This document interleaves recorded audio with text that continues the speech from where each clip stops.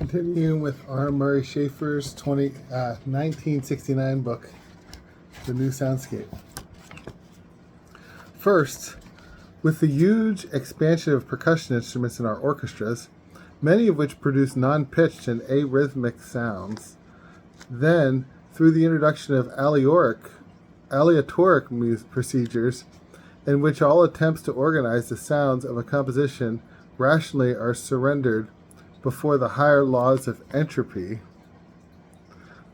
So I did have a section on aleatoric music and the history of music improvisation instruction that was published in one of the GIA books.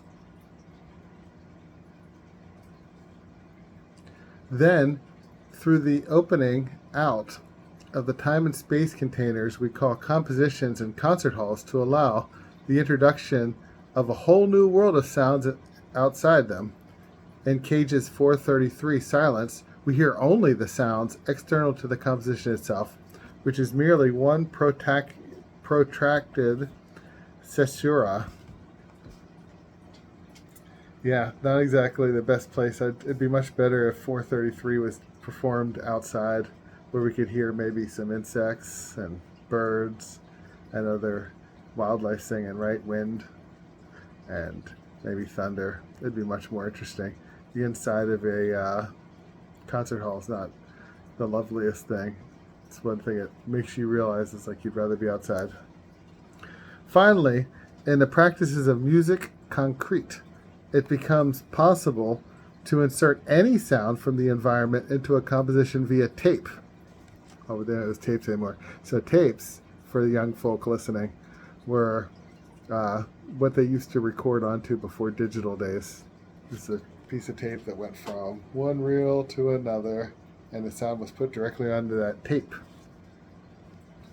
So more new than records, but still analog. My first album that I recorded with a punk band in 1994 was used tape. Or maybe it was using digital at that point. Boy, I should ask Dave. He would still know in Data Music in Altoona. But I think it was analog still at that point. Well, in electronic music, the hard-edged sound of the tone generator may be indistinguishable from the police siren or the electric toothbrush. Today, all sounds belong to a continuous field of possibilities lying within the comprehensive domain of music. Okay, so all these sounds are within a comprehensive domain of music. Does that make music too big to make sense? Maybe, maybe. Behold the new orchestra, the sonic universe. Actually, in my first book in 2017, I write about the reconstruction of the sound of the Big Bang, meaning that there's a sound we can't hear. It's too low or too high or too theoretical, I don't know. But ongoing resonance from the Big Bang. Wonder if that's like Gabriel playing his horn, or the Father saying, "Let there be light." That's the Big Bang. It's a sound. And the new musicians, anyone and anything that sounds. There is a shattering corollary to this for all music educators. For music educators are the custodians of the theory and practice of music. I don't feel much like a custodian, but yeah, I guess I am to some extent. I'm a middle school music teacher. Custodian of the theory and practice of music. So even if we open up the theory to new theories and open up the practices and new ideas, we could create vegetable orchestras where we play all on vegetables and then eat them at the end of the concert. It's a practice of music. It's still serving as a custodian. People get to look for me to say, "This okay?" And if we don't say it's okay, we'll still be performing Percy Granger songs on the concert band program, which isn't necessarily a bad thing.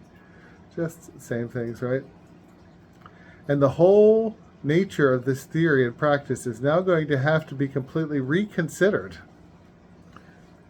I gotta love the optimism of the 1960s. This continued by 1998. Christopher Small said a lot of these things. It was considered pretty new in 1998, so a couple decades after this.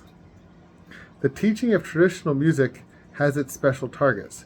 The technical mastery of instruments such as the piano, the trumpet, or the violin for the performance of a literature existing back over several hundred years.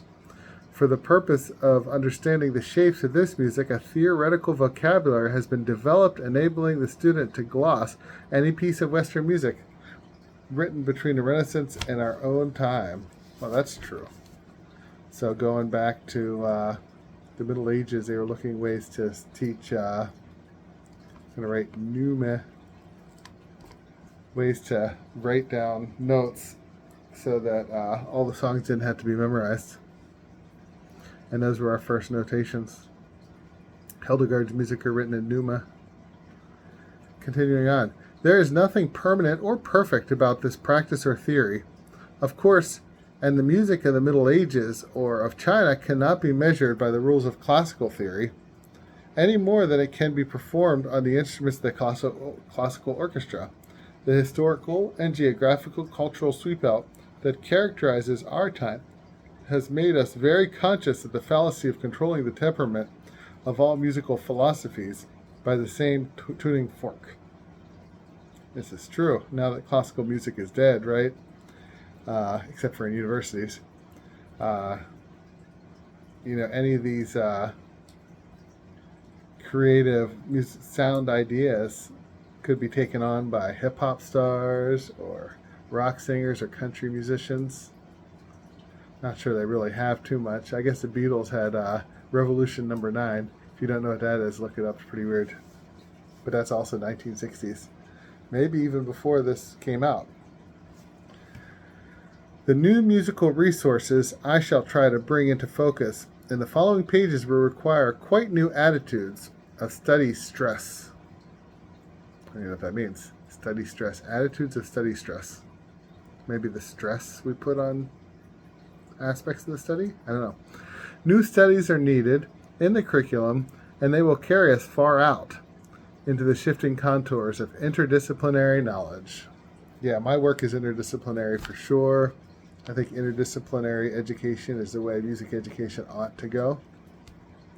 We're bringing together ecology and music, right? But not just ecology, but just broadly everything else and music, because music is connected to the whole universe. The new student will have to be informed of areas as diverse as acoustics, psychoacoustics, electronics, games, and information theory. I thought game theory was a new thing. I guess not.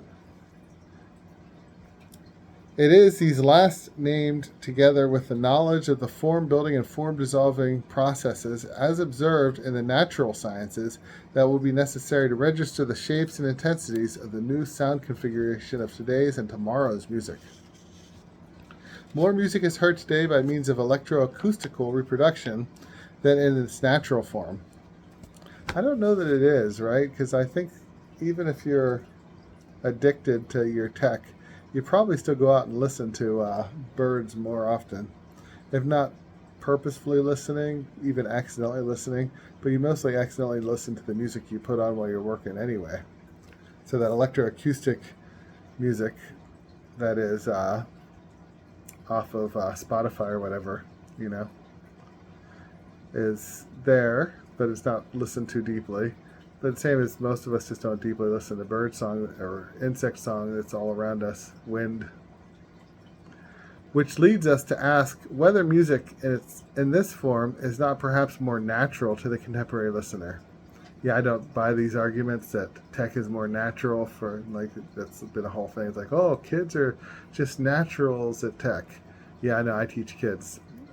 Sometimes some of them get it quickly, but some of them really need to be taught step by step. It's every bit as difficult as teaching a 95-year-old to use the internet as teach some middle schoolers. It's not natural. That was a false premise. It's learned. Sometimes they're interested in something which makes them learn more, But a lot of the games nowadays don't need you to be particularly tech literate. And if so, should not the student understand what happens when music is so reproduced? Of course, students should understand electronic music, pop music. I teach a lot of new things, right? The basic vocabulary of music will change. Not in ways that he tried to push, but definitely they did. Think about tab in guitar learning. Tab is definitely a more common notational system for guitarists than traditional Western notation. We will perhaps speak of sound objects or envelopes. Well, yeah, if you're using a Moog, you talk about envelopes. Otherwise, you just put the sound on your synth. And onset transients. Instead of triads, forçandos, and appoggiatura, single sounds will be studied more attentively, with attention paid to the formants of their overtone spectra and to the onset of decay characteristics. Yeah, there's only one problem with that, right?